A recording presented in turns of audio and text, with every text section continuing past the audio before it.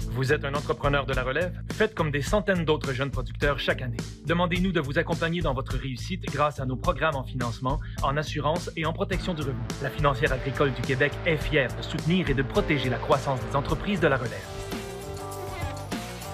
La Fédération régionale de l'Union des producteurs agricoles de la capitale nationale Côte-Nord est heureuse de s'associer à cette émission, car nous sommes tous ensemble pour nourrir et faire grandir le Québec.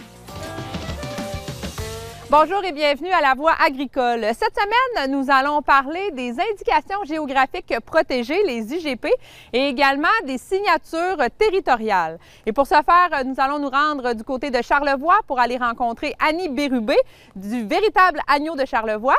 Et ensuite, nous allons reprendre la route vers l'île d'Orléans pour rencontrer Marie-Maude Chevrier de la MRC de l'île d'Orléans qui va nous parler de la toute nouvelle signature Île d'Orléans. Et sur ce, je vous souhaite une délicieuse émission.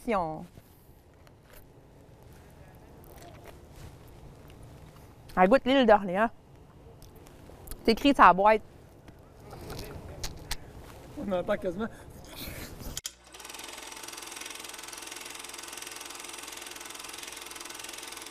Rolling!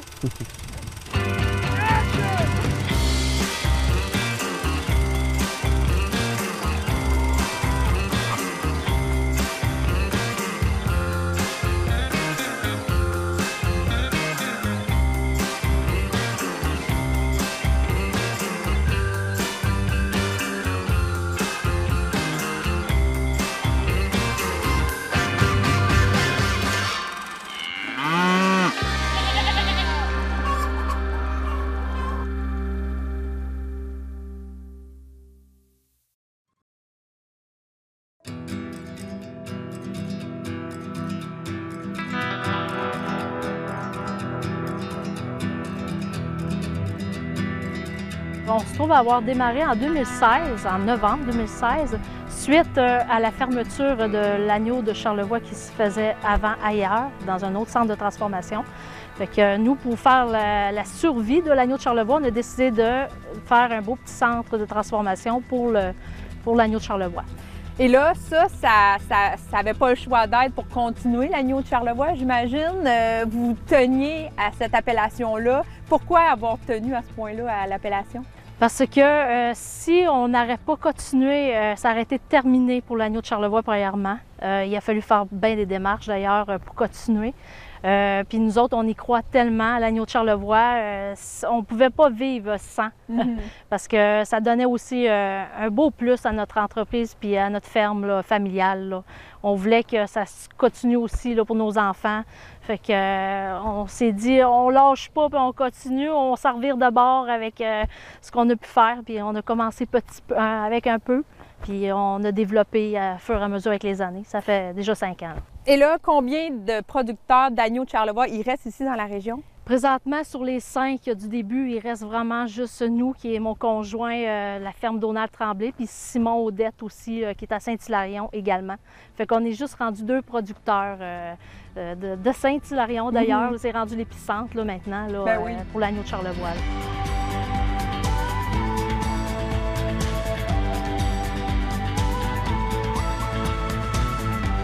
Puis depuis que vous faites cette production-là, vous n'avez jamais pensé changer puis vous débarquer peut-être de l'agneau de Charlevoix? Vous aimez ça, faire ça? Oui, on aime ça. C'est sûr que on a eu tellement d'embûches. Ça soit en 2016, quand j'ai dit, parce que là, la personne qui le faisait, elle avait arrêté. On a décidé de reprendre.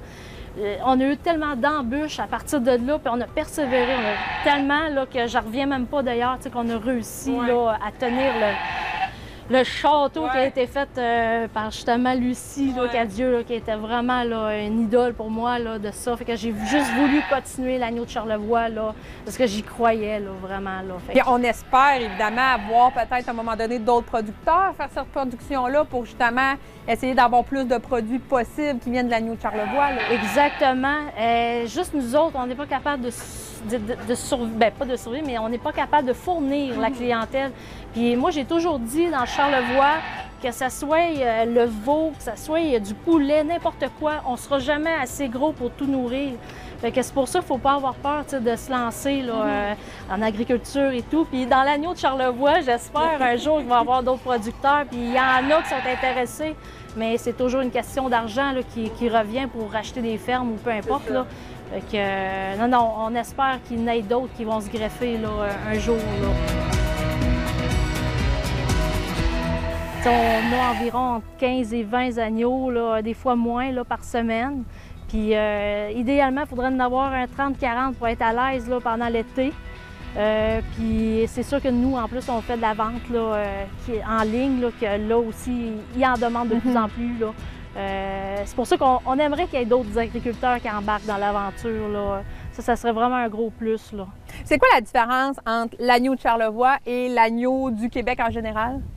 C'est vraiment côté le poids, carcasse. Nous autres, on aime bien dans le 18 kg. Faut pas que ça vraiment soit entre 15 et 20 kg. Après ça, il ne faut pas que ça dépasse de 12 mm de gras. Parce que l'agneau du Québec, il faut comprendre que ça se situe pas mal dans les 22 kg en moyenne, puis des fois plus, puis des fois ça peut être plus gras aussi. Souvent, ça peut être dans du 16 mm. Là, ça dépend toujours aussi de la personne qui en transforme aussi. Il y en a qui peuvent avoir le contrôle un peu sur leur troupeau, mais nous, là, c'est vraiment là, ce qui différencie, c'est qu'on a toujours vraiment un produit uniforme parce qu'on essaie de toujours rentrer dans le cadre du cahier de charge là, qui est très étroit. Là. On le sait, on peut dépasser de 200 grammes puis c'est fini. On n'a plus le droit de l'appeler agneau de Charlevoix. Ça peut être 1 mm de gras, ça arrive souvent. D'ailleurs, que c'est 1 mm de gras qui dépasse, c'est à 13, 14, puis on n'en parle plus. C'est rendu, ça rentre dans l'agneau de la ferme et non agneau de Charlevoix. C'est ça, parce que l'agneau de Charlevoix, quand il ne respecte pas les normes, par exemple, on ne perd pas cet agneau-là, on ne perd pas cette viande-là. Vous le vendez quand même, mais vous ne pouvez juste pas mettre l'appellation? C'est en plein ça. Il y a deux étiquettes différentes. Celui-là qui est certifié, qui a été classifié par un classificateur à l'abattoir, lui, celui qui rentre dans le protocole, il va être marqué agneau de la ferme, né et élevé dans Charlevoix, puis avec mon numéro aussi d'Écossaire Canada. Puis avec, en plus, le beau petit logo IGP qui va être sur l'emballage, qui est très important parce qu'on n'arrête pas de répéter aux gens, si vous n'avez pas l'IGP, puis en plus, le transformateur, le véritable agneau, parce qu'on est rendu vraiment les derniers à transformer, bien, c'est de la fraude, là, malheureusement. Puis l'autre étiquette, lui, il va être marqué juste tout simplement agneau de la ferme parce qu'il ne répond pas à aucun norme OK. Mais il a quand même été élevé de la même façon. Oui. C'est vraiment là, c'est comme si moi j'avais ma propre petite famille, là. J'ai ma petite famille, puis il y en a un qui a un petit peu plus de gras que l'autre. C'est carrément ça, là. C'est vraiment là, faut que. C'est toute la production au complet, mais il y en a des fois qui sont un petit peu plus gras, il y en a qui sont trop maigres, mais ça, c'est rare, là. Mais c'est toujours, souvent, 1 mm, 2 mm, 200 grammes. C'est pas grand-chose. C'est pas grand-chose, c'est très juste. C'est pour ça que c'est assez dur là, à y arriver. Mais quand on y arrive, on est fiers de mettre l'IGP dessus parce qu'on le sait que c'est un beau produit. Est-ce que depuis que vous faites de l'agneau de Charlevoix, est-ce que ce cahier-là a évolué? Est-ce que c'est toujours peut-être un peu plus compliqué, un peu plus... Est-ce que vous avez des nouvelles normes à respecter à chaque année, des nouvelles choses ou... Non, c'est le contraire. Il y en a qui voudraient l'alléger. OK. Et nous, on tient notre bout parce qu'on y croit vraiment. Il faut vraiment que ça reste comme ça. Si jamais on commencerait à jouer avec, c'est là qu'on perdrait. D'après moi, j'en suis sûre à 100 %. Comme je t'expliquais, aussitôt qu'on commence à pogner le 20 kg carcasse, la couleur commence à changer de la viande, il va y avoir plus de gras, le goût est plus fort, tout embarque. Là. OK. C'est vraiment là, très précis pour ça. C'est pour ça qu'il ne faudrait pas commencer à jouer là, dans... Puis on se bat pour ça. Non, faut vraiment, on aime ça. On est maniaque, là. Le monde le sait quand il rentre, là, il dit « Ouais, mais... » C'est fou, c'est même trop sévère, mais ça permet d'avoir un produit uniforme tout le temps, toutes les fois. Il n'y a personne qui a de mauvaises surprises. En plein ça, il va être tout le temps uniforme. Puis si jamais il s'en va dans l'agneau de la ferme, c'est qu'il y a nos agneaux quand même, mais ils savent qu'il va être un petit peu plus gras, qu'il risque d'être un peu plus gros ou dépasse de 200 grammes, mais c'est ça. C'est vraiment là, un protocole que nous autres, on aime bien.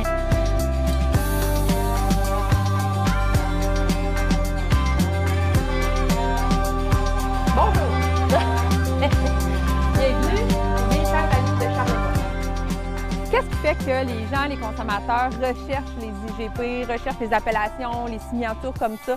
Qu'est-ce qui fait qu'ils recherchent ce produit-là?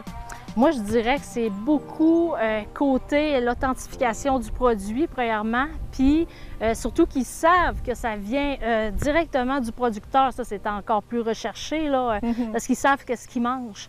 Ils savent que ça vient d'ici, les producteurs. Il y a une plus grande confiance? Oui, il y a une plus grande confiance, ça, c'est sûr, parce que j'ai beaucoup de clients qui ont eu des mauvaises expériences en achetant des épiceries, parce qu'ils ne savent jamais d'où ça vient. Il est là, le hic, là, d'ailleurs.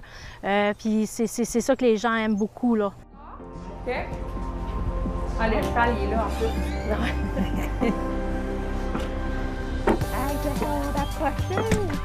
Comment vous devez gérer tout le cahier de charges? Parce que, bon, on en discutait pendant la visite, il y a beaucoup de choses. Mais en même temps, pour vous, en tant que productrice, en tant que propriétaire, c'est parfait parce que, justement, vous assurez une qualité toujours uniforme. Comment, justement, vous gérez ce cahier de charges-là? Je pourrais dire que c'est beaucoup de discipline. Moi, je passe des heures derrière un ordinateur pour tout monter les feuilles que l'Éco-Sac Canada passe et tout. À toutes les fois que je débite, ça me prend un paquet de feuilles pour tout marquer dessus.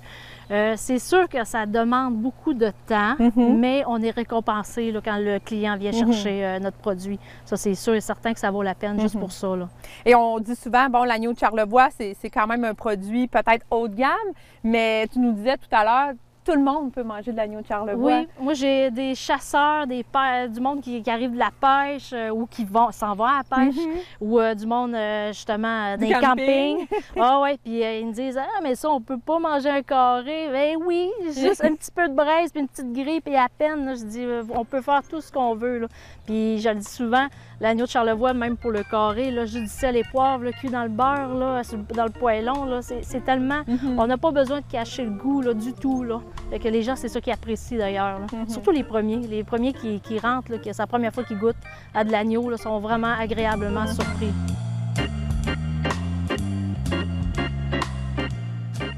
Puis est-ce que vous pensez que c'est possible justement que d'autres producteurs ou des jeunes de la relève puissent embarquer là-dedans? Est-ce que, parce que là, vous êtes un peu l'experte en la matière, si on peut dire, dans Charlevoix, vous êtes la plus ancienne peut-être de la gang.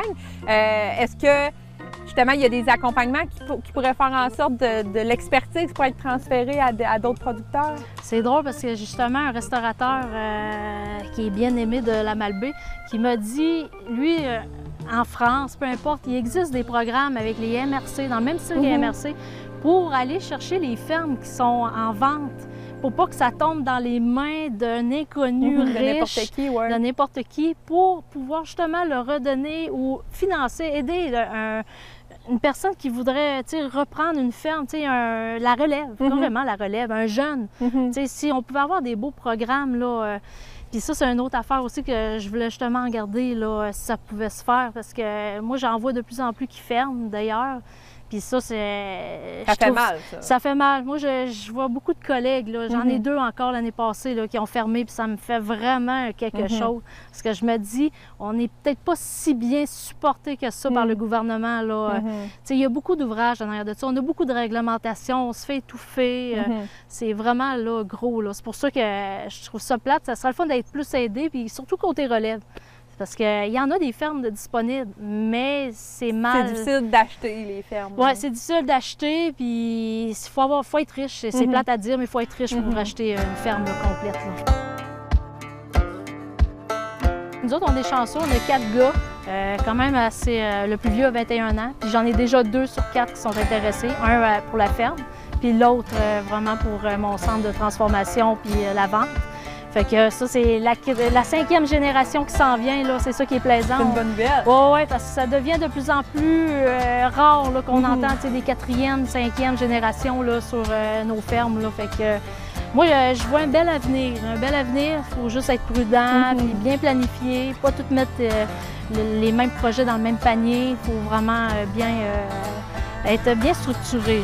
Vous allez être là pour leur donner votre expertise et les accompagner? Oui, en plein ça. Comme moi, j'ai été accompagnée avant. Quand j'ai commencé dans mes débuts de l'agneau, j'ai été très bien accompagnée d'ailleurs. Puis elle m'a tout montré. Puis moi, je vais faire pareil avec mes enfants, c'est sûr. Bon, on vous souhaite une belle continuité puis bravo pour vos projets. Merci beaucoup. Merci. Le réseau AgriConseil est fier de soutenir la relève agricole ainsi que les producteurs agricoles de la capitale nationale dans leurs divers besoins en matière de services conseils. Les aides financières offertes par les réseaux AgriConseil sont rendues possibles grâce au programme Services Conseil 2018-2023 en vertu du Partenariat canadien pour l'agriculture.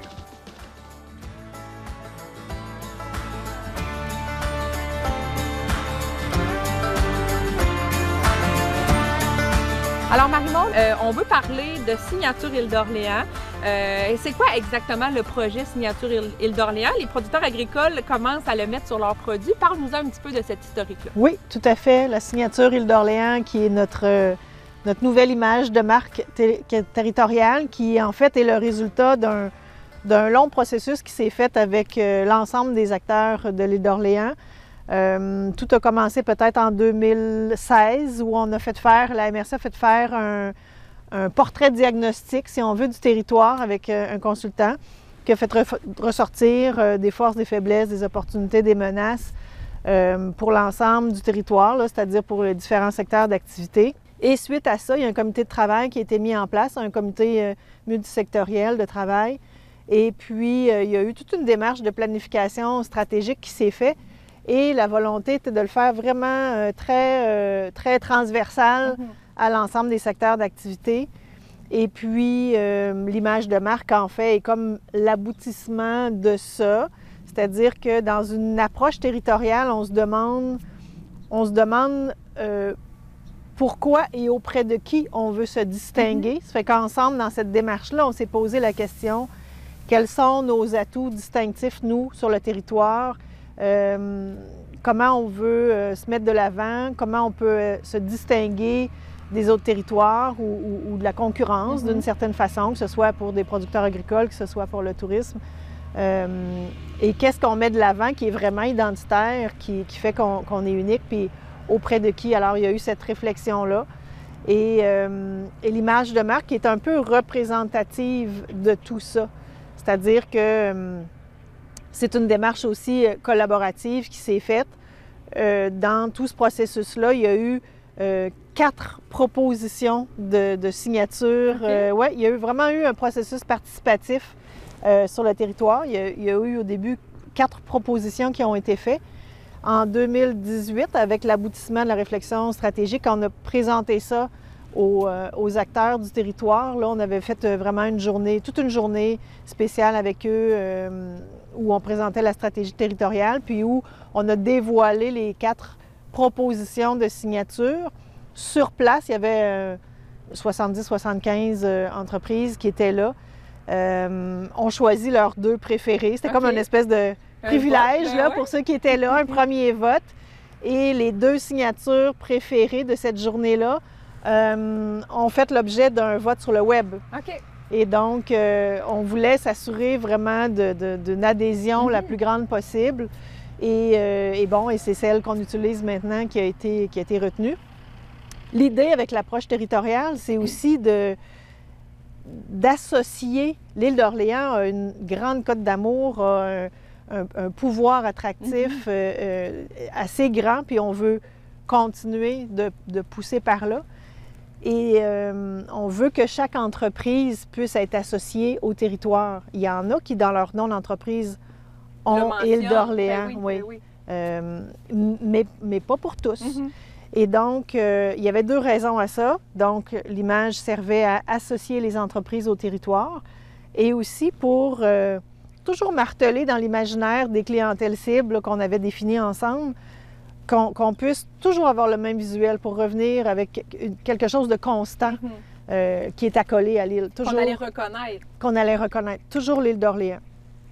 Alors, la signature, elle a 2 déclinaisons, si on veut. On peut l'avoir au long. Île d'Orléans, et sinon, il y a le sigle qui est seulement IO.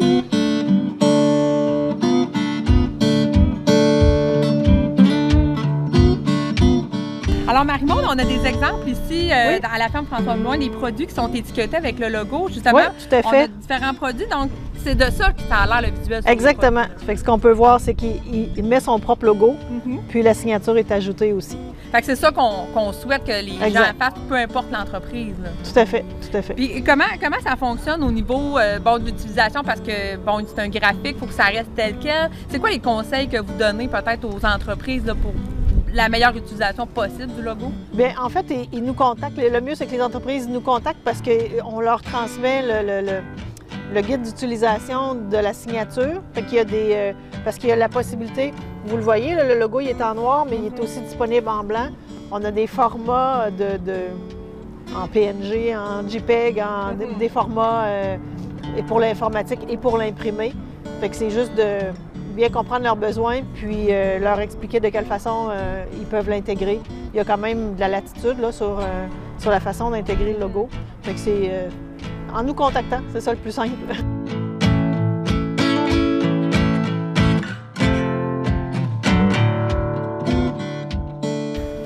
vais te laisser ouvrir la porte. C'est comme ça, on a des choses. Et là, vous le disiez, c'est pas seulement que les entreprises agricoles qui utilisent cette signature-là, c'est vraiment toutes les entreprises. Oui. Justement, comment que ces entreprises-là adhèrent à la signature? Est-ce que c'est tout le monde? J'imagine qu'ils ne sont pas obligés, là, mais tout le monde adhère. Comment on fait la promotion pour aller chercher des gens qui vont le faire? On essaie d'en parler le plus possible. Alors ça, c'est une belle vitrine. La transition se fait depuis 2018, depuis ce dévoilement-là. Alors, nous, on en parle, on fait des rappels dans le journal. Quand on parle à nos entreprises, on leur rappelle. Il fallait prévoir une transition aussi parce que chacun a déjà ses outils promotionnels, ses contenants, ses étiquettes. Alors, l'idée, c'était pas de leur faire jeter ce qui existait déjà. Donc, au fur et à mesure qu'ils réimpriment, qu'ils prennent connaissance, qu'ils adhèrent à l'image de marque, ça se transforme. Puis, ça fait un effet boule de neige aussi, là, quand que les entreprises ou les producteurs voient le logo sur d'autres produits. Oups, là, ça leur donne l'idée que la prochaine fois qu'ils impriment des contenants ou des étiquettes, ils l'intègrent. Alors, ça se fait progressivement, mais quand même, ça progresse quand même très, très bien, là. Ouais. Bonjour! Quel chenard de agricole. c'est ça, oui. J'ai des œufs à aller laver. Ah ouais? J'ai appris justement en vous parlant que Savoir-faire Île d'Orléans, c'est justement Signature Île d'Orléans commence à faire la transition, ça va remplacer un peu ce logo-là? Et tout ça vient de la même démarche, c'est-à-dire que si je peux remonter un petit peu dans le temps, à l'origine de l'initiative, là, j'étais pas en poste encore, mais ce qu'on me raconte, c'est qu'il y avait des entreprises ailleurs, dans d'autres territoires du Québec, qui utilisaient le nom de l'Île d'Orléans pour valoriser leurs produits, mousser leurs produits un peu, sachant que l'Île d'Orléans a une bonne réputation de qualité, enviable et tout ça. Et les producteurs ont voulu trouver une façon de protéger l'origine ou l'appellation Île d'Orléans. Ils se sont dotés dans une démarche là, qui a eu lieu en 2007-2008, se sont dotés d'un cahier de charge, d'un certain nombre d'exigences pour pouvoir utiliser cette appellation-là. Alors, c'était quelque chose qui était vraiment au bureau des normes et tout ça, c'était très, très rigoureux là, comme processus. Et dans le cadre du diagnostic stratégique qu'on a fait faire en 2016, dont je faisais mention, on a, à l'intérieur de cette démarche de diagnostic-là, on a aussi fait faire un sondage par une vraie firme de sondage qui allait tester est-ce que ce logo-là, cette certification-là, avait vraiment une incidence dans la décision d'achat du consommateur. Et il s'est avéré que c'était plutôt neutre.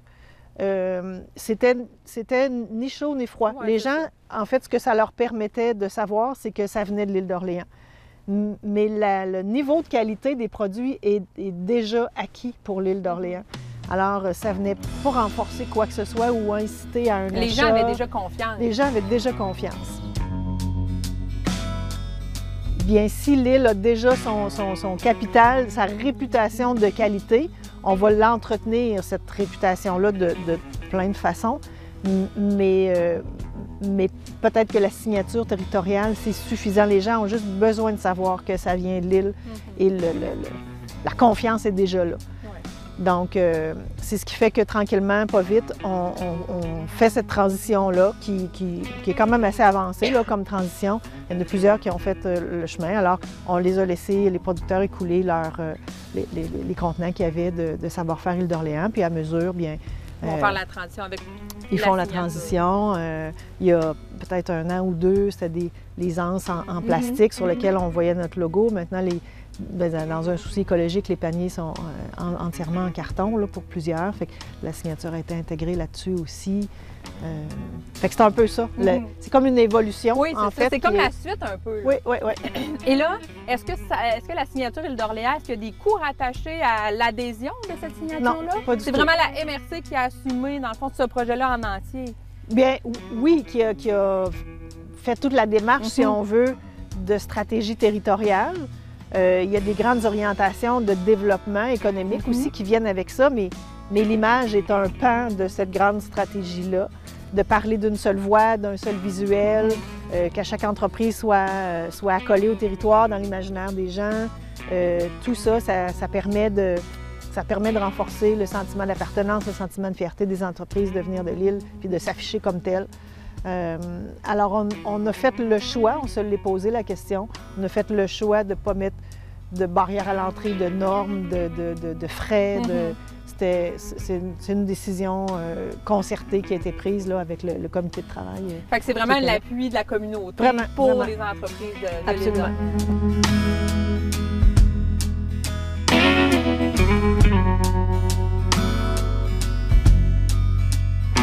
Et là, est-ce que vous savez combien d'entreprises l'utilisent présentement au moment où on se parle? On sait de plus en plus parce qu'on les voit. Oui, oui effectivement, mais non, on ne suit pas. Vous n'avez pas le nombre exact? Non. OK. On recense ceux qui nous demandent les normes graphiques, mais après ça s'éparpille un peu. Oui, c'est ça s'éparpille. Puis c'est parfait, à quelque part, c'est ça qu'on souhaite. Là. C'est de le voir le plus possible au fil du temps qui apparaît un peu partout. Donc, on invite tous les producteurs agricoles à embarquer dans cette signature-là pour promouvoir leurs produits et avoir aussi un beau visuel sur leur contenant, en plus des leurs. Tout à fait, oui. Mais Marie-Maude, merci beaucoup. Ça me fait plaisir.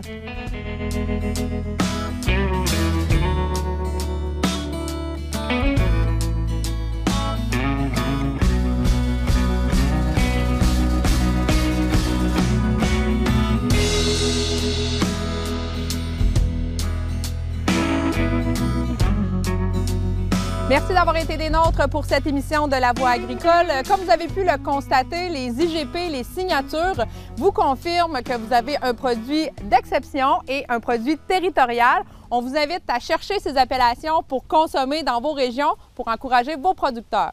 Alors sur ce, je vous souhaite une très belle semaine et à la prochaine. M'en allais dans le vent.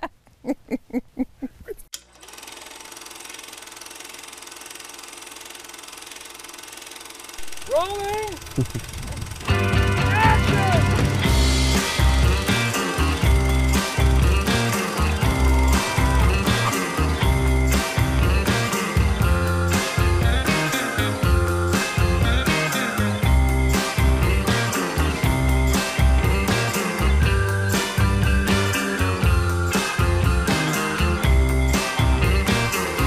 Cette production télévisuelle est rendue possible grâce à un financement obtenu de l'entente sectorielle sur le développement des activités agricoles et agroalimentaires de la capitale nationale et de la ville de Lévis 2020-2022, qui regroupe 13 partenaires provenant du milieu gouvernemental, municipal et agricole.